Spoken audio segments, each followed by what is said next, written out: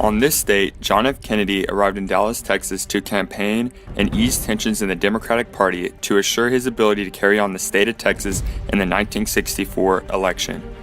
During his tour, he rode in a 1961 Lincoln Continental convertible, allowing him to receive maximum public exposure.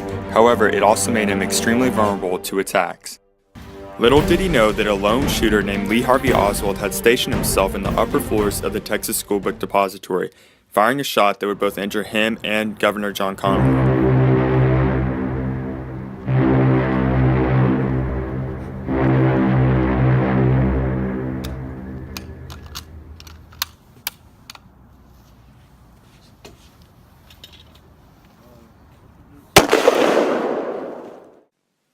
After being shot, JFK was rushed to Parkland Hospital.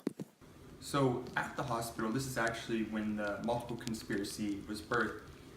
This is due to the Warren Commission believing that there was only one shooter, Lee Harvey Oswald, and that they received an entry wound in the back and it exited through the front.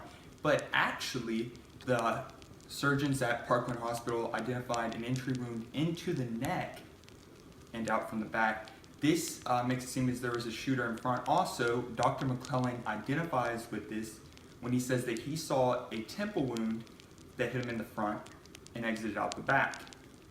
Now, this is very intriguing because it goes against the Warren Commission. It makes it seem there was another shooter in front of the motorcade. Also, eyewitness accounts account for another shooter, as two policemen to the left and behind the motorcade state they were hit with brain tissue. One, in fact, Bobby Harris, thought he got hit so hard with brain tissue that it felt like he got hit with a bullet. This makes it seem that there was a shooter in front and possibly in the grassy knoll, giving evidence to a multiple shooter conspiracy. Well, no one really knows Lee Harvey Oswald's motives in killing Kennedy. Some point to his neglectful childhood.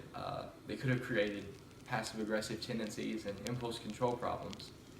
And the apparent lack of attention that he received from his mother could have created a desire in his head for the ultimate attention and media exposure that he would receive in killing the President of the United States. And still some others point to his flirtations with Soviet Russia and the 3 years he spent living there. Some of the beliefs and values of the Soviets could have rubbed off on him. Ultimately, Lee Harvey Oswald's motives remain the greatest mystery about the assassination. Lee Harvey Oswald was not first arrested for shooting John F. Kennedy, but instead arrested for shooting a police officer in Oak Cliff neighborhood 45 minutes after the president was killed. Oswald was arrested for shooting the officer 30 minutes later at a nearby movie theater.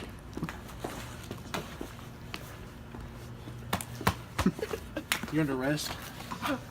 You have the right to remain silent. Anything you say can and will be used against you in the court of law. Hands on the back, sir.